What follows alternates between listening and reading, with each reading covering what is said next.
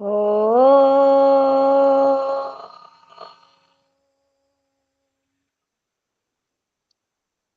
ఓ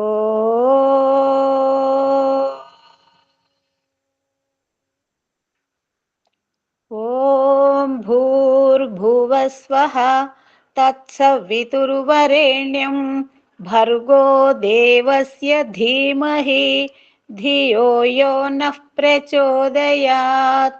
ఓం అసతో మా సద్గమయ తమసో మా జ్యోతిర్గమయ మృత్యోర్మా అమృతంగమయ. ఓం సహనా భవతు సహనౌ భునక్తు సహ వీర్యం కరవావహై తేజస్వినావదీతమస్తు మా విద్విషావహై. ఓం శాంతి శాంతి శాంతి. నమస్తే మాతాజీ, అందరికీ నమస్తే. నమస్తే అమ్మా. నమస్తే అందరికీ నమస్తే. సాంఖ్య దర్శనంలోని ద్వితీయ అధ్యాయంలో మనం ఉన్నాము. ఇక్కడ గోలకాలు వేరు, గోలకాలను ఆశ్రయించిన ఇంద్రియాలు వేరు. ఆ ఇంద్రియాల్లో కూడా ఒక్కొక్క దాని సామర్థ్యం వేరువేరుగా ఉంది అనేది మనకు విరివిరిగా, అంటే దేని సామర్థ్యం ఏంటి అనేది కపిల మహర్షి లోతుగా చెప్పే ప్రయత్నం చేస్తున్నాడు. అంటే ఇప్పుడు మనస్సు కూడా ఇంద్రియమే అనబడుతుంది, ఆత్మ కూడా ఇంద్రియమే అనబడుతుంది, బుద్ధి కూడా ఇంద్రియమే అనబడుతుంది, చిత్తము ఇంద్రియమే అనబడుతుంది, అహంకారము ఇంద్రియమే అనబడుతుంది. అలాగే చక్షురాది ఇంద్రియాలు ఏవైతే కన్ను, ముక్కు, నోరు, నాలుక, స్పర్శ, వాక్కు, ఉపస్థము, పాయు, హస్తములు, ఇవన్నీ కూడా ఇంద్రియాలే అనబడుతవి. కానీ ఈ ఇంద్రియాలు ఏవైతే గోలకాలను ఆశ్రయిస్తున్నాయో అవి వాటికి కేవలము ఆశ్రయమే. ఎటులా ఒక సారథి రథమును ఆశ్రయిస్తాడు. అతను గుర్రాల యొక్క పగ్గములను తన చేతిలో పెట్టుకొని రథాన్ని ముందుకు నడిపిస్తాడు. ఆ రథమునందు రాజు కూర్చుని ఉంటాడు. ఇప్పుడు విజయం వైపు వెళ్ళాలి అన్నా, లేదా కొండల నుంచి కిందికి పడాలన్నా ఇక్కడ మీకు సమాధానము అంతు చిక్కదు.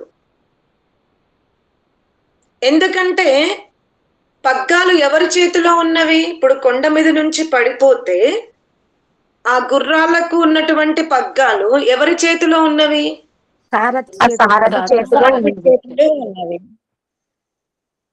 కానీ మనమందరము కూడా సారథి చేతిలోనే ఉన్నవి అని అంటున్నాం. నిజమే, కానీ ప్రత్యక్షంగా చూస్తే ఏముంది? పగ్గాలు ఎవరి చేతిలో ఉన్నవి? పట్టుకుని ఎవరు కూర్చుంటాడు? ఎదురుగా పెట్టుకుంటే సారథి. కానీ ఆ సారథి గుర్రాలను ఎవరి కోరిక మీద ప్రేరణ ఇస్తున్నాడు? ఎక్కడ ఒక మూలకు కట్టిబడి ఉన్నటువంటి గుర్రాలను తెచ్చి రథానికి ఎందుకు కట్టాడు సారథి? రాజు ప్రేరణ కొరకు, రాజు కోరిక మీద కడుతున్నాడు. అంటే రాజు పలానా సమయంలో మనం ఇక్కడికి వెళ్ళాలని సారథికి ముందే సూచన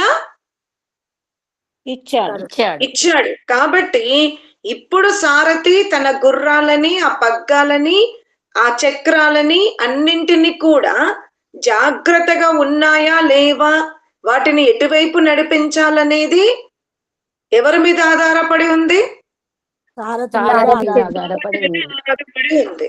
కానీ నిజంగా గుర్రం ఒక చెట్టుకు కట్టబడి ఉండింది, చక్రాలు ఎక్కడో ఉండే. వాటిని అంతటా కూడా జతపరచడానికి మెయిన్ కారణం ఎవరు? రాజు. అర్థమైందా? రాజుయే. రాజు సారథికి అప్పుడు చెప్పాడా ముందు చెప్పాడా అనేది మనం నిర్ధారణ చెయ్యలేం. కానీ నిజంగా సారథికి ఆ దిశ వైపు తీసుకెళ్ళు, మనం ఈ సమయానికి ఎక్కడికి వెళ్ళాలి అనేది చెప్పింది మాత్రం రాజే. రాజు ఇంకా చెప్పి ఏం చేశాడు? రథం మీద కూర్చున్నప్పుడు ప్రకృతిని ఆస్వాదిస్తున్నాడు. ఏ పని వదిలిపెట్టాడు?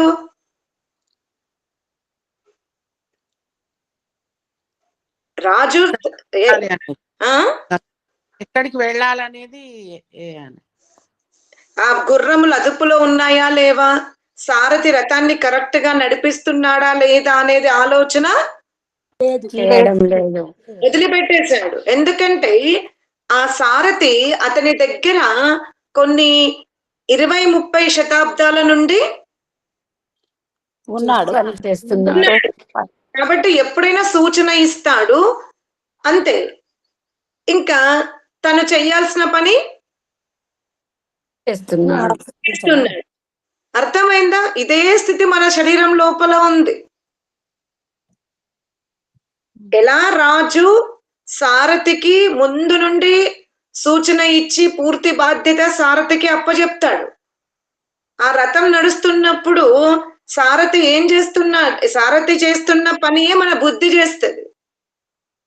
జీవుడు స్వేచ్ఛగా ఉంటాడు. ఇప్పుడు సారథి వెళ్తూ ఉన్నప్పుడు ఆ పగ్గాలనేటివి సారథి చేతిలో, అతని హస్తాలలో ఆ పగ్గాలను నియంత్రించుకునే శక్తి సారథి 30 ఏండ్లు ఉన్నప్పుడు, ఇప్పుడు అదే సారథి 50 ఏండ్లకు వచ్చాడు. శక్తి ఏమైంది? సన్నగిల్లింది. సన్నగిల్లడం వల్ల ఆ పగ్గాలను ఎంత వెనక్కి తీసుకుందామన్నా గుర్రాల యొక్క శక్తి ఎక్కువ అధికంగా ఉంది. ఇప్పుడు అక్కడ దుర్ఘటన జరగకుండా ఉండాలి అంటే సారథి తోటి ఇంకెవరుంటే అక్కడ దుర్ఘటన జరిగేది కాదు.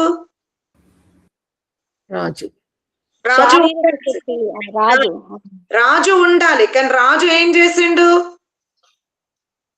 సారథి మీద భారం వేశాడు. సారథి యొక్క శక్తి ఏమైపోయింది? ఇప్పుడు అతను కూడా అంతే. అతను కూడా కాన్సన్ట్రేషన్ ఏమైంటది? అతనికి కూడా ఇంద్రియాలు ఉన్నవి. అతను కూడా ఏం చేసిండు? 1 నిమిషము కునుకన్నా తీసి ఉంటాడు, లేదా చేతుల్లో బలమన్నా ఉంటుంది. అంటే అక్కడ దుర్ఘటన జరగడానికి సారథి కంటే మూల కారణం ఎవరు అంటున్నాడు? రాజే. అలాగే ఇక్కడ ఈ జీవుడు ఈ జీవుడు తన బుద్ధితో కోటాన కోట సృష్టి కాలము నుండి ఉండొచ్చు. ఆ బుద్ధిలో, ఆ చిత్తమున, ఆ మనస్సున మొత్తం స్వేచ్ఛ ఇచ్చాడు. నా కోరిక ఇది, నేను ఇక్కడికి వెళ్ళాలి, ఇది తీర్చుకోవాలి, ఇది ఆస్వాదించాలి అని మొత్తం వాళ్ళ ముగ్గురికి ఇచ్చేశాడు. అతను వీళ్ళిచ్చిన ఆ సుఖాన్ని అనుభవిస్తూ కూర్చుంటాడు అంతే. అంతేగాని అది హింసా మార్గంలో వస్తుందా ఆ సుఖం? అహింసా మార్గంలో వస్తుందా? పవిత్ర మార్గంలో వస్తుందా? అపవిత్ర మార్గంలో వస్తుందా అనేది ఏనాడు ఆలోచించడం లేదు. కేవలం వీళ్ళ ముగ్గురికి ఏం చేసేసాడు? నాకు ఈ అంతే, నాకు ఈ సుఖం కావాలి అని తన ఉపకరణాలకు ప్రేరణ ఇచ్చాడు. అది ఈ జన్మలో ఇచ్చాడా, పోయిన జన్మలు ఇచ్చాడా, అంతకుముందు జన్మలు ఇచ్చాడా అనేది తెలియదు. అంతే ఇచ్చేసి కూర్చున్నాడు. ఇప్పుడు ఋషి ఏమంటున్నాడంటే, ఇది బుద్ధి చేస్తుంది, ఇది మనసు చేస్తుంది, ఇదంతా కుదరదు. నీవు ఫస్ట్ ఒక్కొక్క ఇంద్రియం యొక్క సామర్థ్యం తెలుసుకుని నీ సామర్థ్యం ఏంటో కూడా తెలుసుకోమని చెప్తున్నాడు. అందుకనే నేను మీకు పదే పదే చెప్తున్నా, నా కన్ను చూస్తుంది అంటే ఇక్కడ కన్ను అని మనం దేన్నైతే ఉపయోగిస్తున్నామో అది గోలకమే. ఆ గోలకాన్ని ఎవరు ఆశ్రయించి ఉన్నారు?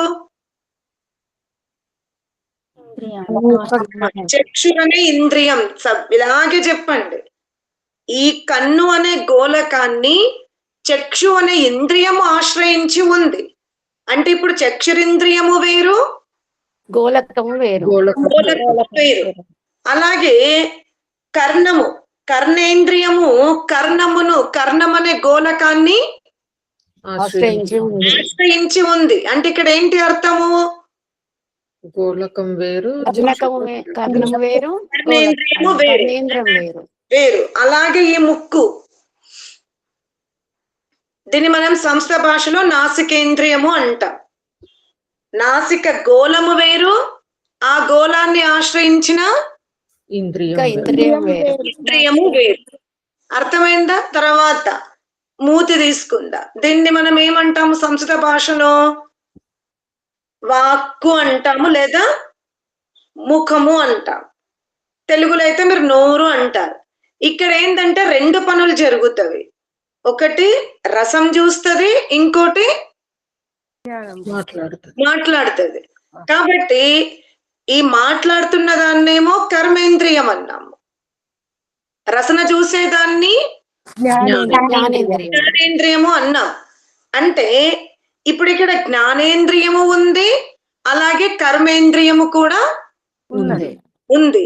కానీ ఇంద్రియాలు వేరు, గోళకాలు వేరు. అర్థమైందా? మళ్ళీ ఏం చెప్తున్నాడు? ఈ గోళాలు వేరు, గోళకాలను ఆశ్రయించిన ఇంద్రియాలు వేరు. ఈ గోళకాలు దేని నుండి పుట్టినవి? పంచభూతాల నుండి పుట్టినవి. గోళకాలు దేని నుండి పుట్టినవి? కానీ గోళకాలను ఆశ్రయించిన ఇంద్రియాలు మాత్రం అహంకారం నుండి. దీనికి సమాధానం చెప్పండి, తర్వాత అహంకారం దగ్గరికి వెళ్దాం. అర్థమైందా? ఈ గోళకాలను ఆశ్రయించిన ఇంద్రియాలు మాత్రం పంచభూతాల నుండి పుట్టలేదు. ఇప్పుడు మరి ఎక్కడి నుండి పుట్టినవనేది ఇంకో ప్రశ్న వస్తుంది. ఇప్పుడు ఈ గోళకాలను ఆశ్రయించిన ఇంద్రియాలు వేరంటున్నాం. ఈ గోళకాలు దేని నుండి పుట్టినవి అని అంటే పంచభూతాల నుండి అంటున్నాం. సరే, ఇప్పుడు మాకు ఇది అర్థమైంది. అంటే గోళకాలు వేరు, ఇంద్రియాలు వేరు, పంచభూతాల నుండి గోళకాలు మాత్రమే పుట్టినవి, ఇంద్రియాలు పుట్టలేదు అన్నావు. మరి అప్పుడు ఇవి ఎక్కడి నుంచి పుట్టినవనేది కనుక్కుందామా, వదిలిపెడదామా? కనుక్కోవాలంటే ఏం చేసిండు? ఈ ఇంద్రియాలు ఎక్కడి నుంచి పుట్టినవో అక్కడికి వెళ్ళిండు. వెళ్ళినప్పుడు అతనికి ఏం కనబడింది? అహంకారం కనబడింది. అంటే ఈ ఏకాదశ ఇంద్రియాలు ఎక్కడి నుండి జన్మింపబడ్డవి? అహంకారం నుండి జన్మింపబడ్డవి. అరే, ఈ గోళకాలేమో పంచభూతాల నుండి పుట్టినవి గనక ఈ గోళకాలు పంచభూతాలలో లయమవుతున్నవి. అంతే కదా? ఈ పంచభూతాల నుండి ఈ గోళకాలు పుట్టినవి గనక జీవుడు వద్దనుకున్నప్పుడు ఆ గోళకాలు ఎందులోకి వెళ్ళిపోతున్నాయి? పంచభూతములోకి లయమవుతున్నాయి. మరి ఏకాదశ ఇంద్రియాలు అహంకారం నుండి పుట్టినప్పుడు అవి ఎక్కడ లయం అవ్వాలి? అహంకారంలోనే లయం అవ్వాలి. సెకండ్ క్వశ్చన్ అర్థమైందా? గోళకాలు వేరు, ఇంద్రియాలు వేరు, గోళకాల ఉత్పత్తి వేరు, ఇంద్రియాల ఉత్పత్తి వేరు. ఇప్పుడు ఇంకొక ప్రశ్న ఏమొచ్చింది? ఇప్పుడు ఎలా నా గోళకాలని నేనైతే భస్మం చెయ్యలే కదా. ఇప్పుడు ఒక దేవదత్తుడు ఆ శరీరాన్ని ధరించుకుని ఉన్నాడు. దేవదత్తుడు అనే ఆత్మ వెళ్ళిపోయిన తర్వాత ఆ శరీరాన్ని మనం ఏం చేస్తున్నాము? భస్మం చేస్తున్నాం. కాబట్టి ఈ సర్వ గోళకాలన్నీ ఎక్కడ కలిసిపోయినవి? కానీ ఏకాదశ ఇంద్రియాలు అహంకారం నుండి పుట్టినవి. కానీ ఏకాదశ ఇంద్రియాలు అహంకారములో ఇంకా లయం అవ్వలేదు. ఎందుకు? ఎప్పుడు లయం అవుతవి అంటే అప్పుడు చెప్తున్నాడు. నువ్వు జ్ఞానాగ్నిని మానవ శరీరంలో ఉన్నప్పుడే నీ గోళాలేమో నువ్వు వదిలేసిన తర్వాత వేరే వాళ్ళు దాన్ని అగ్నికి ఆహుతిస్తారు. కానీ ఆశ్చర్యం ఏమిటి అంటే ఈ ఏకాదశ ఇంద్రియాలని నువ్వు జ్ఞానాగ్ని ద్వారా ఏం చెయ్యాలి? లయం చెయ్యాలి అంటాడు. నువ్వు ఎప్పటి వరకైతే జ్ఞానాగ్నిని వెలిగించుకోవో అప్పటి వరకు ఏకాదశ ఇంద్రియాలు లయం కావడానికి ఇటు నీ పుత్రులు పౌత్రులు నీ బంధువులు లయం చెయ్యరు. అలాగే అహంకారము కూడా ఏకాదశ ఇంద్రియాలను లయం చేసుకోదు. అర్థమైందా? మరి ఉంటే జీవాత్మకు నష్టమా అంటే మరణాలల్లా తిరుగుతూనే ఉంటాయి. కొన్నిసార్లు నష్టం ఉంది, కొన్నిసార్లు లాభం ఉంటది. లాభం ఉంది. ఒక్కొక్కసారి ఏంటి శక్తికి మించిన దుఃఖాలను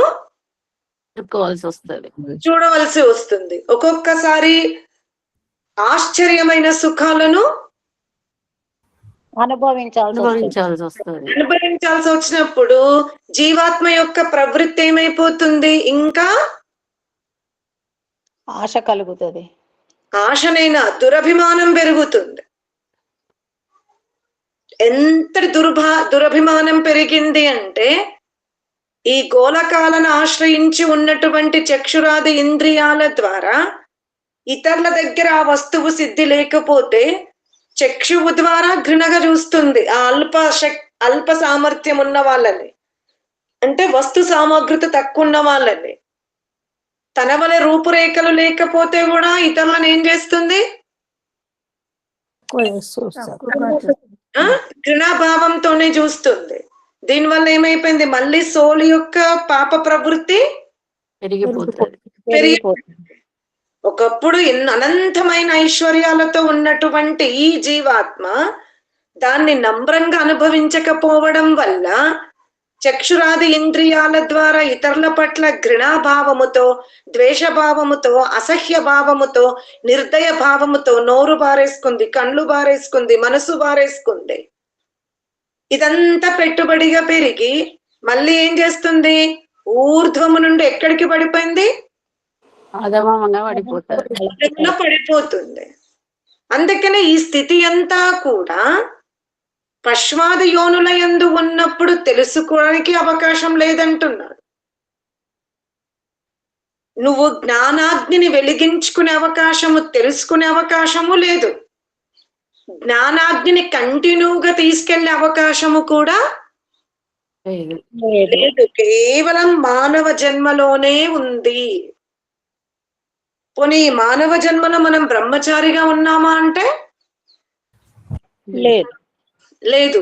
జన్మ జన్మాంతర వాసనాలు మనని బ్రహ్మచారిగా ఉండనిచ్చాయా? ఉండనివ్వలేదు. మనము ఉండలేదు. ఈ ప్రకృతిలో కనబడుతున్న ఆకర్షణ కూడా ఉండనివ్వలేదు. దానివల్ల ఏం చేస్తున్నాం? మనం గృహస్థ జీవితంలోకి ప్రవేశించినాం. ఇప్పుడు నేను ప్రవేశించానని ఒక భర్త స్థానంలో ఉండో, ఒక భార్య స్థానంలో ఉండో ఆ గృహస్థ ఆశ్రమ కర్తవ్యాలను నేను సరిగ్గా నిర్వర్తించను, నేను సాధన చేసుకుంటాను అంటే మళ్ళీ పరమాత్ముడు ఏం చెప్తున్నాడు? అది కూడా తప్పే అని చెప్తున్నా. అది కూడా తప్పే. నువ్వు ప్రవేశించకపోతే వేరే విషయం. ప్రవేశించిన తర్వాత మాత్రం ఇంకా నువ్వు నీ పుత్రులకు వివాహం అయ్యే వరకు గృహస్థ ధర్మాలు స్వీకరించాల్సిందే అంటాడు. పోని మనం కర్తవ్యాలను మాత్రమే గృహస్థములు అనుభవిస్తున్నామా, పూర్తి చేస్తున్నామా? ప్రతిస్పర్ధకు లోనవుతున్నా. వాళ్ళు ఎలా ఉన్నారు, వీళ్ళు ఎలా ఉన్నారు? మన స్వయం బుద్ధి ఆ వస్తువు వైపు ఆకర్షింపబడుతుందా, లేదా ఇతరులు మనని ఆకర్షింపజేస్తున్నారనేది పక్కన పెట్టండి. ఇదంతా వల్ల ఒక జాతర లాగా ఉందా లేదా?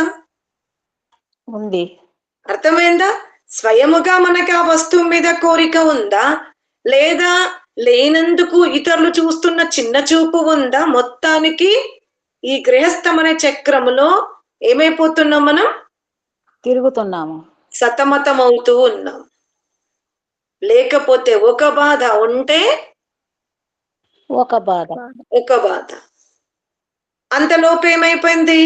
కేవలము కర్తవ్యాలను పూర్తి చేసుకుందాము, సంతానోత్పత్తిని చేసి వాళ్ళకు విద్యా బుద్ధులు ఇచ్చి ఈ కుటుంబ సమస్య, వాడ సమస్య, గ్రామీణ సమస్య, రాష్ట్ర సమస్య, వీటన్నింటిని ఎలా తప్పించుకునో ఎలా కష్టపడో జారుకుందాము అనే లోపు శరీరంలో ఏమొచ్చి కూర్చుంది? వార్ధక్యం వచ్చి కూర్చుంది. మృత్యు కూడా వస్తుంది. భయంకరంగా వ్యాధులు వచ్చి కూర్చున్నవి. ఇప్పుడు ఎటు పరిగెత్తాల్సి వస్తుంది ఈ వ్యాధుల వల్ల? చికిత్సాలయాలకి పరిగెత్తాలి. అక్కడ కుర్చీల మీద ఎన్ని గంటలు కూర్చుంటామో మనకే తెలియదు. పోని శరీరంలో ఒక్క అవయవమే డ్యామేజ్ అయిందా అంటే కాదు. కన్ను డాక్టర్ దగ్గర గంటల కొద్ది కూర్చోవాలి, పన్ను డాక్టర్ దగ్గర గంటల కొద్ది కూర్చోవాలి, చెవు డాక్టర్ దగ్గర కూర్చోవాలి. ప్రతి అవయవ డాక్టర్స్ దగ్గర గంటల కొద్ది కూర్చున్న తర్వాత ఇంకెప్పుడు సాధన చేస్తాం మనం? అక్కడే అలసిపోతుంది. అంతలోపే పండు ముసలి వాళ్ళం కూడా అయిపోయినాం. ఇక జీవుడు మళ్ళీ ఈ శరీరాన్ని వదిలేసి వెళ్ళిపోతున్నాడు. వెళ్ళిపోయి ఏంటి? తనెంబడ ఒట్టిగా వెళ్తున్నాడా? పోని ఆ పుట్టినప్పుడు ఉన్న సంస్కారాలే కొన్ని ఇక్కడ అనుభవించాడా అంటే కాదు, మళ్ళీ కొత్తవి కూడా ఏం చేసుకున్నాడు? చేసుకున్నాడు. అంటే ఇప్పుడు జీవాత్మ కర్మలని, ఆసక్తిని, ప్రవృత్తిని, కోరికల్ని పెంచుకుందా తగ్గించుకుందా? పెంచుకుంది. అసలు ముందు ఉన్న సంచియే బరువుగా ఉందిరా, మొయ్యలేకపోతున్నాను అని అంటే మళ్ళీ ఇక్కడికి వచ్చాక మళ్ళీ సంచి ఏమైంది? ఇంకా బరువు. ఇది చెప్తున్నాడు ఇక్కడ. అందుకే నువ్వు నేను ఏ ఆశ్రమంలో ప్రవేశిస్తున్నాననేది ఫస్ట్ పక్కన పెట్టు. ముందు ఆ ఆశ్రమంలో కాస్త నీ గురించి ఆలోచించుకో. అమ్మా నాకు పెండ్లు అయిపోయింది, ఇక నా కొడుకు పుట్టిండు, వాడు హాయిగా నిద్రపోతే, వాడి పెండ్లు అయితే అప్పుడు ధ్యానం చేసుకుంటా. అదంతా వద్దు. శ్వాస ఎలా తీసుకుంటున్నావో, భోజనం ఎలా తీసుకుంటున్నావో, వస్త్రాలు ఎలా ధరిస్తున్నావో, ధ్యానాన్ని కూడా ప్రతిరోజు అంతే. ఒక్క 24 గంటల్లో ఏ పని కూడా నువ్వు వదిలిపెట్టడం లేదు. అలాగే ధ్యానమును కూడా ధ్యానము వదిలిపెట్టకు. అలాగే ఏకాదశ ఇంద్రియాలు శిథిలం అవ్వాలి అంటే జ్ఞానాగ్ని రగులుతూ ఉండాలి అన్నాడు.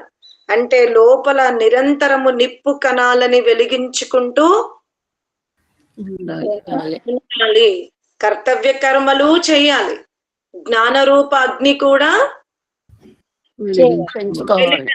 ఆ జ్ఞాన రూప ప్రకాశంలో సాధన కూడా చేయాల్సిందే. సాకులు మాత్రం వెతుక్కోకు. పరమాత్మనికి నష్టం లేదు, శాస్త్రం రాసిన వాళ్ళకి నష్టం లేదు అంటున్నాడు. అందుకే ఏం చెప్తున్నాడు? ఈ ఇంద్రియ గోలకాలతో జరుగుతున్న కార్యసిద్ధిని చూసి అది శక్తి అనుకోకు. అంతకంటే మించింది ఎవరికి ఉంది? మనస్సుకుంది. అసలు ఈ గోలకాలను ఆశ్రయించిన ఇంద్రియాలకే ఇంత శక్తి ఉంది అంటే ఇంకొక ఇంద్రియం ఉందే మనస్సు. ఆ మనస్సుకు ఇంకా ఎక్కువ శక్తి ఉంది. ఈ మనస్సుకు ఇంతటి శక్తి ఉండడానికి కారణం నీకు ఉపయోగపడడం కోసమే. ఎందుకంటే ఏవైతే ఈ దశ 5 జ్ఞానేంద్రియాలు, 5 కర్మేంద్రియాలు ఉన్నాయో ఇవన్నీ కూడా బయట సైడే ఉన్నవి, బయటకున్నవి, నీ దేహమునికి బయట ఉన్నవి కనుక అవి ఒక డైరెక్షన్ లోనే పనిచేస్తవి. చింతించకు. ఆ దశ ఇంద్రియాల గురించి ఎక్కువ చింతించకు. నీకు లోపల ఇంకొక ఇంద్రియం ఉంది, అది ఆ ఇంద్రియాలు చేస్తున్న పనిని చెయ్యగలుగుతుంది. నువ్వు అవి వద్దు, నాకు లోపల జాతర కావాలి అన్నా కూడా ఈ మనస్సు ద్వారా నువ్వు చేయగలగవచ్చు. చేసుకోగలుగుతావు అంటాడు. నువ్వు నీ యొక్క కార్యసిద్ధిని బాహ్యంగా అయితే దశ ఇంద్రియాల ద్వారా చేస్తున్నావు. అది దుర్భర స్థితికి వెళ్తుందా మంచి స్థితికి వెళ్తుందా పక్కన పెట్టు. ఫస్ట్ ముందు నీకు లోపల ఒక ఇంద్రియం ఉంది, మనస్సు. ఆ మనస్సు ఏంటంటే అది బాహ్యంగా పని చేయగలుగుతుంది, అంతర్గతంగా కూడా పనిచేయగలుగుతుంది. పని చేయగలుగుతుంది. కాబట్టి నువ్వు ముందు ఈ మనస్సుని బాహ్యము నుండి ఆపివేసి నీ లోపల పనికి వినియోగించుకోవాలి, వినియోగించుకో అంటాడు. ఎందుకంటే మనస్సు రెండు పనులు చేయగలుగుతున్నప్పుడు రెండు ఒకేసారి చెయ్యదు. చెయ్యదు. నిజంగా అది రెండు పనులు చేస్తుంది. ఏది బాహ్యంగా చేయగలుగుతుంది, అంతర్గతంగా చేయగలుగుతుంది. కానీ ఆ మనస్సుకి పరమాత్ముడు ఒక పనిని ఒకసారి చేసే విధంగానే తయారు చేశాడు. అంటే నీకు అమర్చాడు, నీకు ఇచ్చాడు. కాబట్టి నువ్వు భయపడకుండా ఇప్పుడు మనస్సును ఏం చెయ్యు, అంతర్గతంగా అంతర్గతంగా ఉపయోగించుకో. బాహ్యంగా ఎంత గందరగోళం జరిగిందనేది చింతించకు. ఇప్పుడు అంతర్గతంగా ఉన్నప్పుడు దాని ద్వారా అంతర్గతంగా శుద్ధముగా ఉండే ప్రయత్నం చేయకు. కానీ మళ్ళీ ఏమంటున్నాడు, ఇక్కడ అంతర్గతంగా కేవలం మనస్సే ఉందా అంటే, లోపల ఒక మనస్సు ఉందా అంటే, కేవలం ఒక మనసే ఉందా అంటే, మళ్ళీ చెప్తున్నాడు ఎలా ఈ శరీరమున బాల్య అవస్థ ఉందో, యవ్వనవస్థ ఉందో, వార్ధాక్య అవస్థ ఉందో, వ్యాధి అవస్థ ఉందో, అటులనే ఈ శరీరం లోపల ఏంటి ఇంకా శక్తివంతమైన ఉన్నవి అంటాడు. అని ఏం చెప్తున్నాడు, వీటి అన్నింటికంటే మించిన శక్తి ఒకటి ఉంది. ఇప్పుడు నువ్వు దేని ద్వారా అయితే చూస్తున్నావో, మాట్లాడుతున్నావో, నడుస్తున్నావో, ఆ ఇంద్రియాలు వేరు, ఆ ఇంద్రియ గోళకాలు వేరు. ఉభయ శక్తి గల మనస్సు వేరు. కానీ ఈ దీనికి మించిన ఇంకొక శక్తి ఉంది. అంటే మనస్సే ఇంత గొప్పదా, ఇది బాహ్యంగా పని చేయగలుగుతుంది, ఆంతరికంగా పని చెయ్యగలుగుతుంది. మనకే ఇంత శక్తి ఉంటే ఇంకొక ఉంది, బుద్ధి అంటాడు. క్రమశ్చేంద్రియ వృత్తి. గోళకాల కంటే శక్తివంతమైనవి ఇంద్రియాలు, ఇంద్రియాల కంటే శక్తివంతమైనవి మనస్సు కంటే శక్తివంతమైనది బుద్ధి అంటారు. పోనీ ఈ బుద్ధిలో కేవలం జ్ఞాన ప్రవృత్తియే ఉందా అంటే, ఇలాయిచికి ఎన్ని విభాగాలు ఉన్నాయో అలాగే బుద్ధికి కూడా విభాగాలు ఉన్నవి. ఇప్పుడు మనం ఇలాయిచిని తీసుకుంటే 4 పొట్టలు కనబడతాయా, కనబడవా? చూస్తే ఒకటే పై నుంచి ఒకటే కనబడుతుంది. కానీ దాన్ని కొంచెం ఇలా చించితే 4 భాగాలు కనిపిస్తాయి. ఇప్పుడు మనం వంటల్లో వాడుతున్నటువంటి పదార్థాలలో అన్నింటికంటే సుగంధాన్ని ఇచ్చేది, రుచినిచ్చేది ఏది? ఇలాయచి. మీరు లడ్డు చేసినా ఏది చేసినా కొంచెం ఇలాయచి పొడి వేస్తే సుగంధభరితంగా ఉంటుంది, సుగంధభరితంగా ఉంటుంది. అలాగే ఈ శరీరములో మనస్సు కంటే కూడా సమర్థవంతమైనది ఒక ఇంద్రియం ఉన్నది, అదే బుద్ధి. పోని బుద్ధిలో ఇప్పుడు కనీసం మనసు కన్నా 2 వృత్తులు ఉన్నాయి. ఏంటి? బాహ్య వృత్తి, అంతర్గత వృత్తి. ఇదే తెలుసుకున్నామంటే ఆలోపు ఇంకా సమర్థవంతమైన బుద్ధి ఒకటి ఉన్నది. బుద్ధి. పోనీ దాంట్లో ఏ వృత్తి ఉంది అని అంటే, యోగ దర్శనకారుడు చెప్పినటువంటి పంచవృత్తులున్నవి. ఏవి? అవిద్య, అస్మిత, రాగము, ద్వేషము, అభినివేశము అనే పంచవృత్తులు ఉన్నవి. అయినా భయపడకు, బుద్ధి చాలా సమర్థవంతంగా ఉంది, దీనిలో 5 వృత్తులున్నవి, అయినా భయపడకు. ఏమంటున్నాడు? ఎందుకు భయపడకు అనంటే కుసుమవచ్చమణిహి. ఇప్పుడు ఒక స్ఫటికమణిని తీసుకుంటే అది చూడ్డానికి స్ఫటికమణి ఎలా ఉంటది? స్వచ్ఛంగా ఉంది.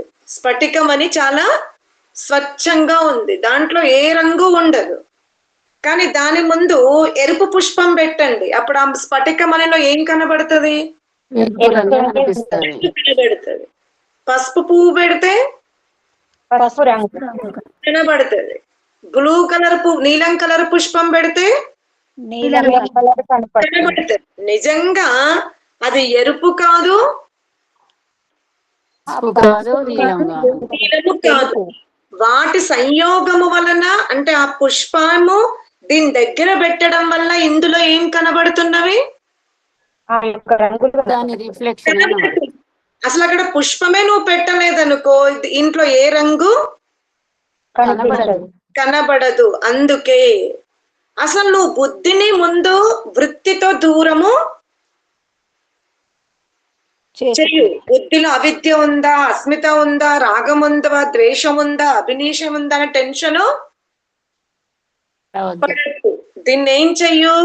ఆ వృత్తుల నుండి కాస్త బుద్ధిని పక్కకు జరుపు అంటాడు. ధేనువద్వత్సాయ. ఇప్పుడు ఒక ఆవు ఉంది, ఆవుని మీరు దూరంగా కట్టేశారు. మీరు గోశాలలోకి వెళ్ళి చూస్తే మీకు అప్పుడప్పుడు అర్థమవుతుంది. ఆవు పాలిచ్చే తల్లిని, దూడని ఎప్పుడు దూరంగా పెడతారు.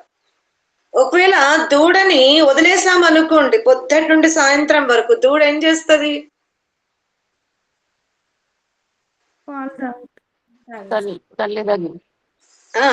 నిరంతరం ఏం చేస్తుంది? అరగంటకి పోయి పాలు తాగుతూ ఉంటది. మనం యజమాని పిండాలి అనుకున్నప్పుడు ఆవు స్తన్యములో పాలు ఉండవు. ఎందువల్ల? పొద్దుటి నుండి సాయంత్రం వరకు తన దూడే తాగింది. ఇప్పుడు ఇక్కడ అయ్యో అది పాపమా పుణ్యం అనేది మళ్ళీ అక్కడ బుద్ధిని ఉపయోగించకండి. అంటే ఇప్పుడు ఆవు స్తన్యములో పాలు కొన్ని ఉండాలి అంటే యజమాని ఏం చేయాలి? ఆవు నుండి దూరంగా చేయాలి. కానీ ఎప్పుడైతే ఆవు స్తన్యములో పాలు నిండిపోతాయో అప్పుడు ఆవు ఏం చేస్తుంది? దూరంగానే కట్టేశారు. కానీ మీరు గమనించారా? ఆవు ఏం చేస్తుంది? దూడనే చూస్తూ ఉంటది. ఇంకా ఏం చేస్తుంది? ఎంత అరుస్తుంది అంటే యజమాని ఎక్కడ ఉన్నా కూడా పరిస్థితికి లొంగిపోయి దూడని తీసుకెళ్లి ఆవు దగ్గర వదిలిపెడతాడు. ఇక్కడ నీవు కూడా ముందు దూడని ఆవు నుండి వేరుగా కట్టు. అంటే ఈ ప్రవృత్తులన్నింటినీ కూడా కాస్త పక్కన పెట్టు. ముందు నీలో జ్ఞానరూప శక్తి బుద్ధి యందు నింపుకున్నావనుకో, ఆ శక్తి ఏం చేస్తుంది? ఆ వృత్తులను దూరం చేస్తుంది.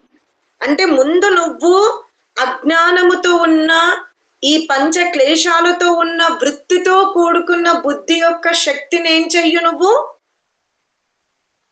విడదీయు. విడదీసి బుద్ధిలో ఏం నింపుకో? జ్ఞానాన్ని నింపుకో. అర్థమైందా? ఎటులా ద్వయోః ప్రధానం మనోలోకవ దృశ్యేషు. ఇప్పుడు మనం చూస్తూ ఉంటాము కదా, లోకమున ఒక రాజు యొక్క కార్యం నెరవేరాలి అంటే, రాజుని గొప్ప స్థితికి తీసుకెళ్ళాలి అంటే ప్రధానంగా ఎవరి మీద ఆధారపడి ఉంది ఆ విజయము? మంత్రి మీద ఆధారపడి ఉంది, సారథి మీద ఆధారపడి ఉంది, సైన్యం మీద కూడా ఆధారపడి ఉంది.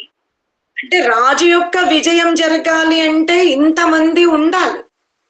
కానీ నిజముగా వీళ్ళందరూ రాజుకు ఎప్పుడు సహకరిస్తారు? రాజు యొక్క విజయం, ఆ విజయము వీళ్ళ మీదనే ఆధారపడి ఉంది. రాజు విజయం సాధించాలి అంటే అతనికి మంత్రి కరెక్ట్ గా దొరకాలి, సైనికులు కూడా కరెక్ట్ ఉండాలి. యుద్ధ సమయములో వీళ్ళందరూ కూడా రాజుకి సహకరించాలి, రాజుకి మోసం చెయ్యకూడదు. అంటే రాజు ఏం చెయ్యాలి? ముందు నుండి రాజు వాళ్ళని కూడా బాగా రాజు చూసుకోవాలి. ఆ సైన్యానికి సమయానికి జీతం ఇచ్చి, మంత్రికి ఎంత ఇవ్వాలో అంత విలువనిస్తే యుద్ధములో తప్పకుండా విజయం సాధిస్తారు. సాధిస్తాము. అటులనే జీవుడు మనస్సుని, బుద్ధిని, ఇంద్రియాలను ధర్మ మార్గమున ఉపయోగించుకుంటే ఆ ఆత్మకు విజయం కోరుతారు. లభిస్తుంది. అందుకనే ఇంద్రియ గోళాల కంటే ఏవి శక్తివంతంగా ఉన్నవి? ఇంద్రియాలు. వాళ్ళు ఇంద్రియ శక్తంగా ఉన్నారు. ఈ ఇంద్రియాలలో ఏది శక్తివంతంగా ఉంది? మనస్సు, మనస్సు. మనస్సు కంటే ఏది శక్తివంతంగా ఉంది? బుద్ధి. బుద్ధి. బుద్ధి. కాబట్టి మానవుడు ముందు బుద్ధిని సక్రమ మార్గంలో నడిపించుకోగలగాలి. బుద్ధిలో జ్ఞానరూప అగ్నిని వెలిగించుకుంటే ఏమైపోతుంది? ఎలా? రాజుకి ముందు నుండి ఇచ్చిన వేతనము వలన, ముందు నుండి వాత్సల్యము చూపించడము వలన ఒక పరిస్థితి వచ్చినప్పుడు సైన్యమంతా కూడా విశ్వాసముతో కూడుకున్న వ్యవహారమే చేస్తుంది. అటులనే రాజు ముందు నుండి ఎలా సైన్యమును, ఆ సంపత్తిని, పోషకులను ఏ విధంగా వాళ్ళతో వ్యవహారము చేస్తే దానిని బట్టి కదా క్లిష్ట సమయంలో కూడా అతనికి విజయము లభిస్తుంది. అతను ముందు నుండి పెద్దగా వీళ్ళని పట్టించుకోలేదు, వీళ్ళ గురించి ఏమి ఎక్కువగా ఆలోచించలేదు. చివరికి ఒక యుద్ధం వచ్చినప్పుడు మీరు నా మాట వినాలి, నన్ను విజయం వైపు తీసుకెళ్ళండి అంటే సైనికులు సరే సరే అంటారు. తర్వాత ఏమైపోతుంది? సహకరించారు. ఆ సైన్యమే రాజు మీద తిరగబడే అవకాశం ఉంటుంది.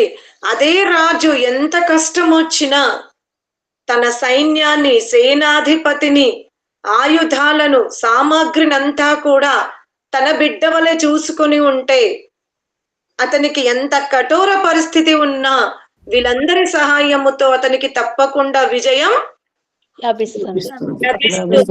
అట్లనే మానవ జన్మ ఎత్తిన తర్వాత ఎంతో గొప్ప అవకాశం, గర్భము నుండే తల్లి చక్కటి మార్గాన్ని ఉపదేశించినట్టయితే, లేదా విద్యాభ్యాసము కొరకు గురువు దగ్గరికి వెళ్ళి 8వ ఏటనో బుద్ధి సామర్థ్యాన్ని బట్టి 5వ ఏటనో గురువు దగ్గరికి వెళ్ళినప్పుడు అక్కడైనా ఈ ఉపదేశము లభించి ఉంటే అతని జన్మ ధన్యమయ్యేది.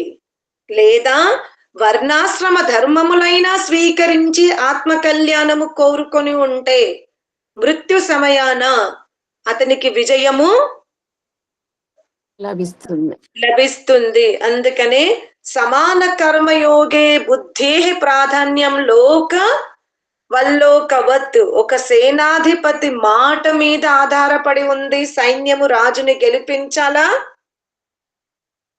అనేది, ఓడించాలా అనేది. అటులనే బుద్ధి మీద ఆధారపడి ఉంది రాజు గెలుస్తాడా ఓడిపోతాడా. అందుకనే రాజు కనీసం ఇంద్రియాలను పట్టించుకోకపోయినా పర్వాలేదు, సేనాధిపతినైనా జాగ్రత్తగా చూసుకుంటే అతనే వీటికి లేదు, మనం రాజు వలనే ఇంత క్షేమంగా ఉన్నామని ఉపదేశించి ఆ సైనికుల మనస్సుని ఎలా సేనాధిపతి మారుస్తాడో అటులనే రాజు కూడా తన బుద్ధిని జ్ఞానరూప అగ్నితో, అంటే ఇక్కడ రాజు అంటే ఎవరు? ఆత్మ తన బుద్ధిని శాస్త్రీయ మాటలతో బలపరుచుకున్నట్టయితే మనస్సు ఏకాదశ ఇంద్రియాలు ఆశ్రయించిన గోలకాలన్నీ కూడా అతని విజయమునే